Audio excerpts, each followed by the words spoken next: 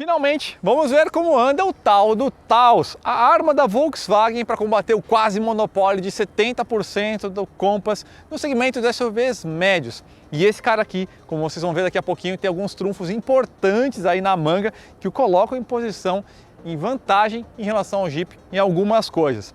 Juntos, o Taos e o Corolla Cross vão roubar aí uma fatia grande desse 70% aí desse bolão aí que o Compass hoje tem quase todo para si.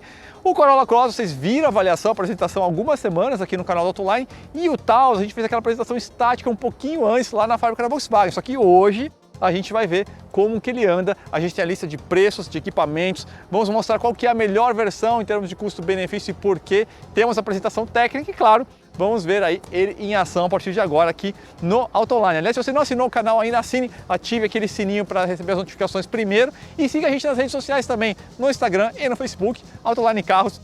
Siga a gente e vamos nessa.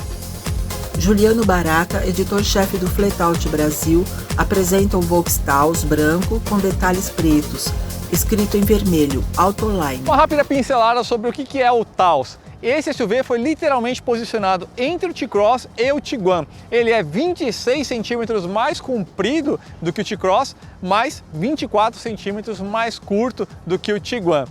Quando a gente olha a largura dele, por outro lado, a gente está falando de um veículo que tem a mesma largura do Tiguan, só que é 8 centímetros mais largo, portanto, que o T-Cross. Então deixa ele com essa postura um pouco mais corpulenta, um pouquinho mais abrutalhada.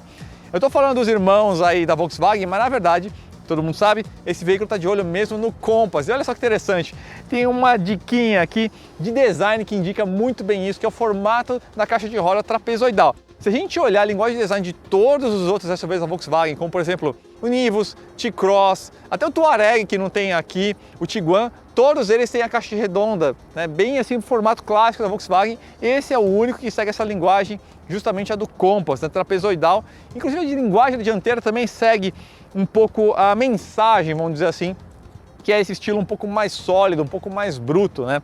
Muito ajudado por uma sacada de design que deixou inclusive o Taos bem criativo em relação aos seus irmãos da Volkswagen, que é esse X em Black Piano aqui, né? Então toda essa dianteira aqui tem um outro elemento clássico da Volkswagen, como esse novo formato aqui da grade, inclusive agora iluminada aqui no meio, com essa continuação bacana que a gente vê aqui no farol de luz diurna, né? Mas de forma geral, a gente tem uma dianteira bem específica do Taos. Quando a gente vai olhar da lateral para o outro lado, a gente já tem linhas mais clássicas da Volkswagen, né? Então a gente tem esse belo vinco demarcado aqui na lateral, né? Um vinco inclusive com um raio bem fechado, né? Um trabalho aí para quem trabalha aí com esse processo de fabricação de chapa sabe o quão complexo que é você chegar nesse nível de precisão de vinco, né? Mas a linguagem de design geral da lateral para cá, para traseira, já é mais o estilo que a gente conhece bem da Volkswagen. Inclusive até um pouquinho mais automotiva e, em certo sentido, até um pouco mais elegante que a do Compass, que segue um estilo mais parecido com o Cherokee, né? Uma coisa um pouquinho mais rústica em todos os sentidos. Não importa qual a versão, todos os Taos utilizam o motor 1.4 TSI, muito conhecido por todo mundo, 150 cavalos, 5.000 RPM, 25,5 GFM de torque a 1.500 RPM, sempre casado também ao câmbio AQ 250 automático de 6 marchas, fabricado pela Aisin. Gente, esse conjunto aí vocês já viram em uma porção de veículos, né? No Jetta, no Golf, né, já descontinuado, no Tiguan, que foi descontinuada a versão Comfortline, hoje só tem o 2.0, TFSI, versão topo de linha do T-Cross, enfim, motor aí mais do que testado, uma grande referência que a gente tem no mercado aí em termos de tecnologia, apesar de que a chegada do motor T4 e T3 aí da Stellantis colocou aí em segundo plano em termos de tecnologia esse motor, mas ele ainda dá um banho em termos de eficácia. Mas o que faltou aqui só a mantinha acústica, né?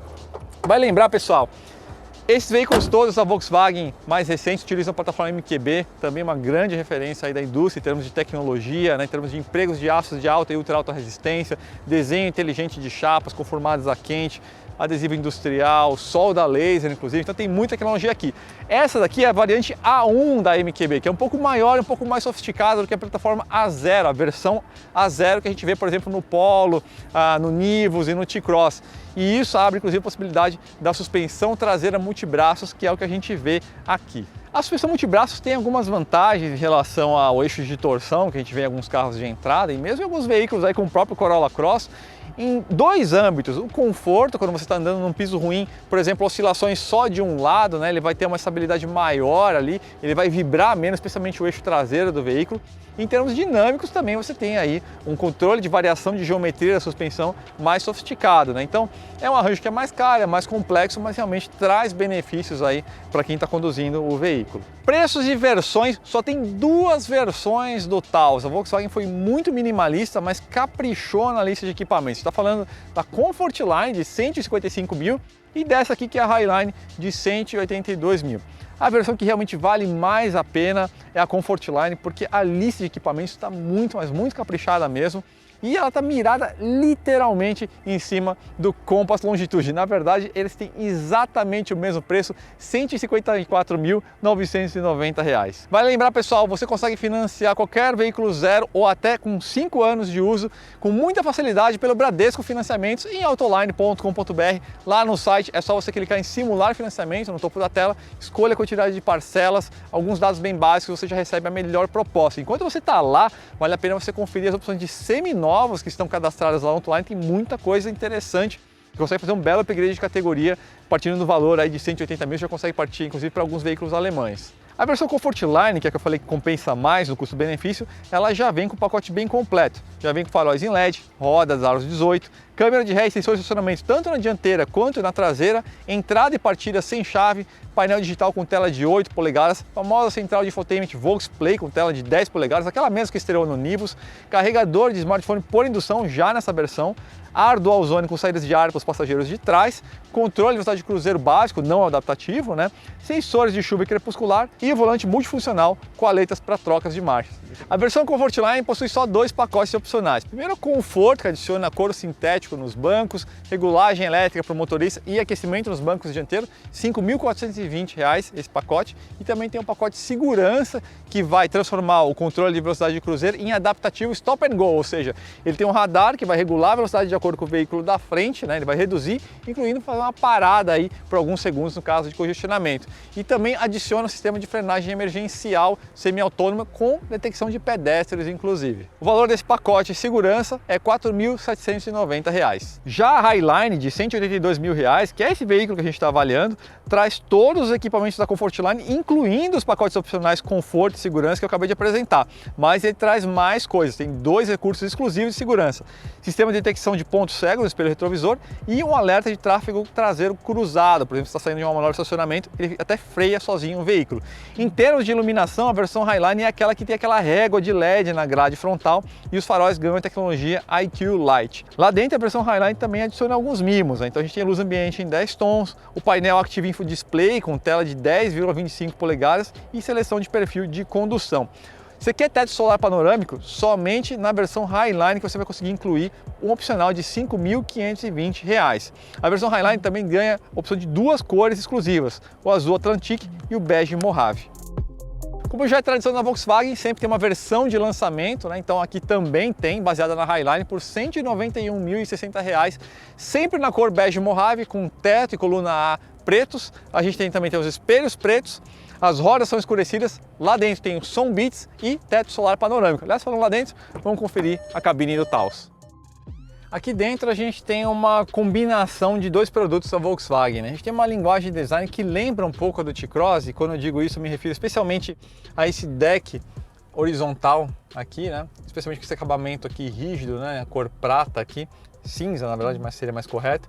Mas em termos de execução, de materiais, de refino, a gente tem aqui algo muito mais próximo ao Tiguan, né? Então a gente já tem aqui materiais mais soft, né? A gente tem a presença desse tecido que lembra até um pouquinho ao Alcantara, com essa costura pespontada, que se estende até o painel de porta, né? Aqui na versão Highline a gente tem uma iluminação que de dia não vai aparecer, mas vocês conseguem ver aí na tela, uma iluminação por baixo aqui desse elemento rígido, que inclusive se estende até a lateral de porta. Vocês escolhem entre 10 tons de cores. O teto solar panorâmico, também um opcional exclusivo dessa versão Highline, ajuda aí a trazer essa iluminação, esse requinte. Esse volante que já é bem conhecido, né, estreou aqui no Brasil no Nivus, né, volante do Golf 8. Tem uma ergonomia excelente, eu só deixei ele mais próximo ao painel para mostrar melhor para vocês o painel digital, aqui é o Active Info Display. Mas tradicionalmente, em termos de ergonomia aqui na Volkswagen, a gente sempre tem um produto muito muito bem alinhado, muito bem refinado, né? Console central, acho que fica mais claro o que a gente tem aqui em termos de linguagem vindo da Tiguan, né? Esses acionamentos aqui são todos iguais, ar dual zone, como eu falei, na questão dos equipamentos, e aqui a gente tem o carregador por indução, duas saídas USB aqui, nessa manopla aqui em especial, essa daqui é igual à do T-Cross. Mas de forma geral, o que a gente tem aqui? Se for fazer um paralelo com o que a gente está vendo, por exemplo, no Compass, pessoalmente eu sinto que o Compass ele transmite um pouquinho mais de sofisticação, né? Aquele painel ficou um pouquinho mais refinado, mais sofisticado, tem mais variações de materiais, né? Mas pode ser até mais uma questão de gosto, sabia? Porque em termos de design aqui a gente tem uma proposta que é diferente, né? Ela é mais minimalista, mais clean, mas em termos de execução técnica e de seleção de materiais, a gente tem algo que é bem parelho, né? Sistema de infotainment, a gente tem aqui já o clássico Vox Play, estreou no Nibus, 10 polegadas, foi o primeiro produto no Brasil a oferecer uma tela desse tamanho, um rádio extremamente rápido, muito bom. Estava mostrando agora há pouco o controle de climatização, né, em redundância aqui com esse aqui de baixo, que é bom, você ganha duas opções de acionamento. Tem vários aplicativos aqui que você consegue utilizar, inclusive o Waze nativo, o Spotify nativo, dentre outras funções aqui que você tem presente. A conexão por Apple CarPlay sem fio, mas por Android Auto exige o cabo, né? Mas seria basicamente esse o único ponto aí de crítica, porque em termos de funcionamento, de resolução de tela, de hardware e velocidade, realmente esse é um sistema sensacional, muito bom mesmo. Agora vamos dar uma conferidinha no espaço traseiro. Espaço traseiro para você é importante, então você acabou de encontrar o seu carro, porque aqui a gente tem uma vantagem muito sólida em relação ao Compass e ao Corolla Cross. A medida de entre-eixos dá só uma pista, que a gente tem 2,84 m, 5 centímetros a mais que o Compass e 4 centímetros a mais que o Corolla Cross. Só que na verdade, em termos de packaging, né, a composição aqui do espaço interno, a gente tem algo que é até maior do que isso, né? Você consegue até cruzar a perna, aqui tem 1,82 m, banco dianteiro ajustado para mim, sobra muito espaço mesmo, inclusive para cima, e isso até é incomum, né? Veículos com teto panorâmico geralmente perdem um pouquinho de espaço, mas aqui a gente tem uma amplitude tão grande que, olha, sobra muito espaço mesmo. E em largura também, aqui a gente tem 1,84 m, 2 centímetros a mais de largura do que o Compass e do que o Corolla Cross. Então, se esse aqui é um ponto importante para você, olha, realmente aqui tem uma vantagem muito grande, um ângulo de encosto muito bom. A gente tem um apoio central de braço aqui com 2 porta-copos, então para 4 pessoas em especial você tem uma posição de viagem aqui realmente excelente, um ótimo espaço inclusive para os pés aqui embaixo do banco, né?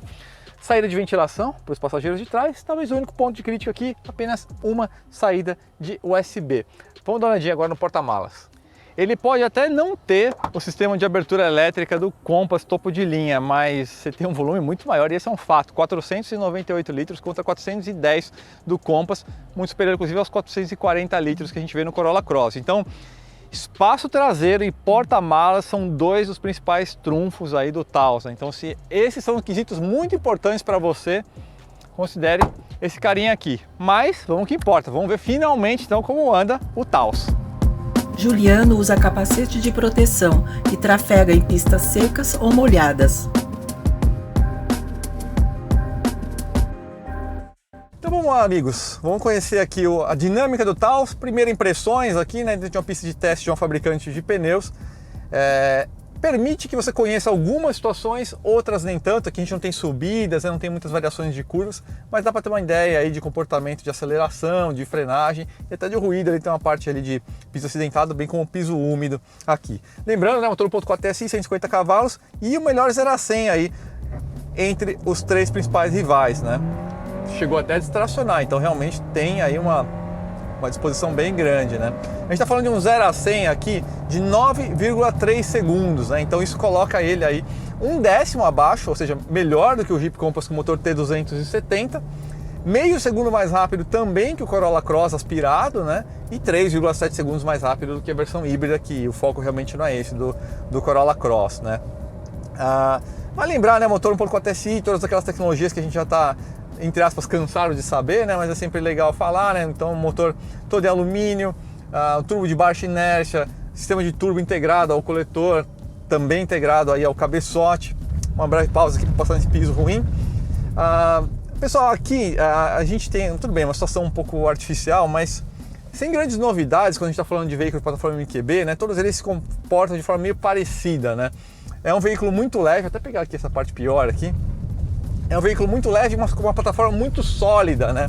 em termos de rigidez, a torção, em termos de qualidades construtivas, muito positiva, ajuda a suspensão multibraços que a gente tem aqui, isso é uma evolução muito sólida que você vê em relação ao T-Cross, né, que usa uma variação mais modesta da plataforma, com eixo de torção, né, então não é exatamente só um upsizing, né, aqui a gente tem recursos mecânicos, inclusive, mais sofisticados do que a gente vê no T-Cross. E motor com turbo de baixa inércia, aquela questão da wastegate eletrônica, então você tem uma série de recursos aqui que ajudam esse motor a deixar no âmbito de eficácia muito interessante, né? Essa curva aqui dá pra gente conhecer um pouquinho melhor, né? Novamente essa questão da plataforma ajuda bastante, né? A gente tem aqui uma plataforma muito leve, né? Olha só que bacana, e realmente a dinâmica... Bom, a gente já tinha visto isso na avaliação do T-Cross, né? A plataforma MQB acaba inerentemente fazendo uma série de veículos bons de curva por somar duas características que são essenciais, uma rigidez e torção muito alta, consequência aí tanto da solda laser utilizada, cola adesivo industrial, né, na estrutura, um desenho de plataforma muito inteligente, muito moderno e baixo peso pelo alto uso aí de aços de alta e ultra alta resistência. Então a gente está falando aqui, por exemplo, de 140 a 170 quilos a menos do que o Compass, né? Que aí é o grande ponto fraco. Se vocês lembram da avaliação do Compass, era esse o ponto fraco principal dele, né? A plataforma que nasce de uma base antiga e por isso, em termos de desenho de estrutura, ele acaba ficando um pouco mais antiquado, né? Ele tem uma série de reforços para off-road e tudo mais, mas mesmo assim, boa parte dessa massa, na verdade, se deve realmente à idade da origem da plataforma, né? Então, os veículos de MQB, de forma geral, vocês viram na avaliação do T-Cross, de todos os outros veículos que a gente publicou, inerentemente são bons de curva mesmo, né? Não é a proposta, mas de ser um esportivo, evidentemente, mas como a gente vai ver aqui nessa parte de piso molhado, na verdade tem a ver com segurança veicular, né? Aqui eles montaram esse trecho aqui de pista molhada para a gente testar o tal do XDS Plus, que é o sistema de diferencial eletrônico. Basicamente está falando do que aqui? Ele vai ter atuação em dois momentos aqui. Quando você faz um desvio emergencial, depois você precisa puxar para um lado, ele vai frear a roda traseira do lado interno para produzir um torque de rotação que puxa o veículo para dentro, mas mesmo em aceleração ele atua também de uma forma mais ativa, ou seja, ele ajuda a construir a dinâmica veicular, ele ajuda o veículo a apontar sem necessariamente deixar ele mais arisco, né? Pelo contrário, deixa ele bem previsível, né? Então você consegue entrar com bastante confiança aqui, ó, nesse slalom, e notem, ele não embarriga, ele não esfrega a frente, ele é impressionante mesmo, ele consegue fazer a traseira do veículo escorregar na medida certa para você ter o controle, né? Você utilizar o melhor dos quatro pneus. Numa situação como essa, normal, sem um sistema como esse, ele embarrigar, ele espalhar a dianteira, mesmo com controle de estabilidade. Então, na prática, a gente está falando de um complemento, olha só que interessante, olha, um complemento do controle de estabilidade aqui, né? Então, isso permite você realmente conseguir fazer um desvio emergencial, caso você precise, com bastante segurança, né? Olha só, aqui deu para sentir bastante, ele até deu uma sambadinha que ele deu umas pinçadas em cantos diferentes para puxar o veículo para dentro, né? Então é legal, ele ajuda a construir a dinâmica e aí no limite do limite da coisa ele acaba ajudando mesmo, atuando, desculpem, como controle de estabilidade mesmo, né? E então a gente tem todas essas questões aqui, né? A gente tem um veículo que é maior do que o T-Cross, especialmente em largura, né? Então não só questão de espaço, mas também questão de dinâmica, né? Ele fica mais plantadão. Então tudo isso deixa ele um pouco mais interessante, né? Dinamicamente, o Compass, por mais competente que tenha sido o trabalho da Stellantis no tuning, né? No acerto da suspensão, sem dúvida nenhuma, você ter menos massa ajuda não só a questão de consumo, mas também ajuda aí na questão de desempenho, né? Agora, em termos de absorção, né, de piso, eles são meio parelhos, né? Talvez o Compass tenha uma leve vantagem aí em termos de absorção de solo, mas não é muito grande não, realmente é muito ali no limite, eles se lembram muito nessa questão de conforto de rodagem e de silêncio a bordo. Agora, outra questão que é fundamental num veículo dessa categoria é, lógico, a questão de consumo, né? E aí ajuda essa questão da massa que a gente estava falando, né?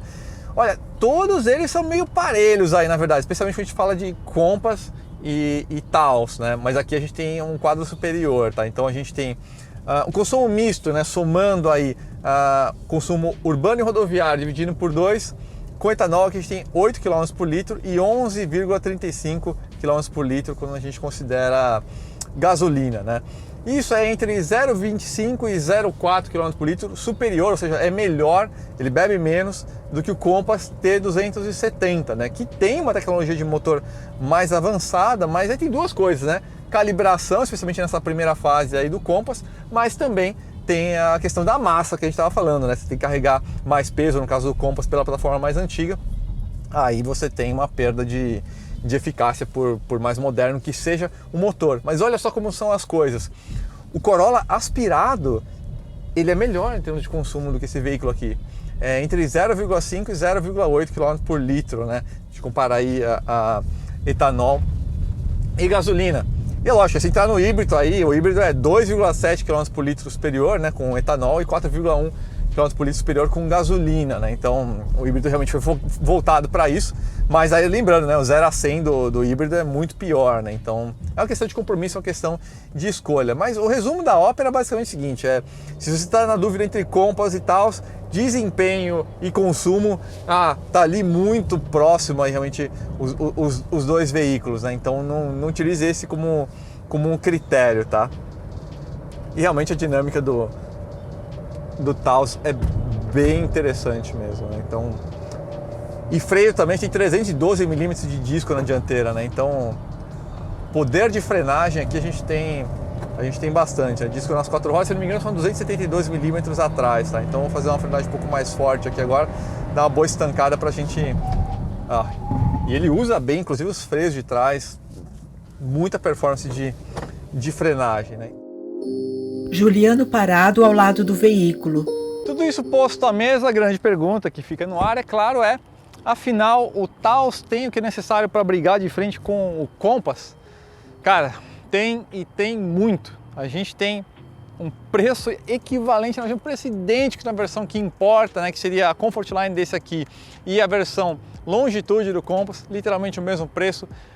Desempenho e consumo parelhos, muito difícil você conseguir uma vantagem sólida nisso. Compass também uma leve vantagem em termos de acabamento, desenho um pouco mais caprichado de banco, de painel, mas sistema de infotainment, novamente, a gente tem uma equivalência aí em termos de tecnologia e facilidade de uso. Tem alguns recursos, né, em termos de aplicativo, como vocês viram na avaliação do Compass, que ele tem sim uma vantagem, então a questão de você regular o perímetro, o horário que o veículo vai circular e tudo mais, mas isso é de um uso mais específico.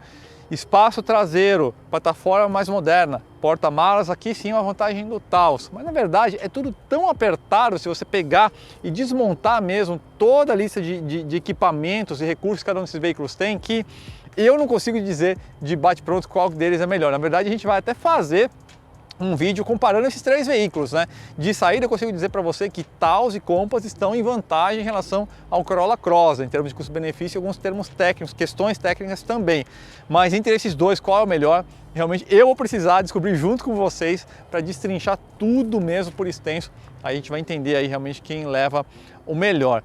Agora, se você está pensando em turbo diesel, aí vale dizer, a Volkswagen deixou esse prato de bandeja, esse pedaço do bolo aí de presente para a Jeep, porque de todas as marcas a Volkswagen era a única que podia fazer concorrência, porque para o sistema 4Motion da Volkswagen precisa da suspensão multibraço que a gente tem aqui. Eles têm o motor EA288, né, que inclusive é utilizado na versão turbo diesel do T-Roc, que é o irmão europeu do Taos, né, mesma plataforma, tudo igualzinho, um pouquinho menor, um pouquinho mais esportivo, mas, ou seja, era totalmente possível. Foi uma questão de escolha estratégica, principalmente pandemia, inclusive desenvolvimento mais caro ia ficar, então a gente não sabe se vai ficar mais para frente ou não, mas o fato é que aí realmente a Volkswagen deixou de bandeja aí essa parte desses segmentos dos SUVs médios, e com isso talvez seja difícil conquistar a liderança do segmento. Agora, se a gente olhar para os SUVs médios flex, né, aí eu mesmo não consigo dizer, esse aqui é um produto realmente com potencial sério aí a desbancar o Compass. Só o tempo vai dizer, vai lembrar, né? O brasileiro também tem um comportamento um pouquinho mais de manada, então vai no time que está ganhando. O Compass tem quase um monopólio do segmento, com 70%, né, do market share, então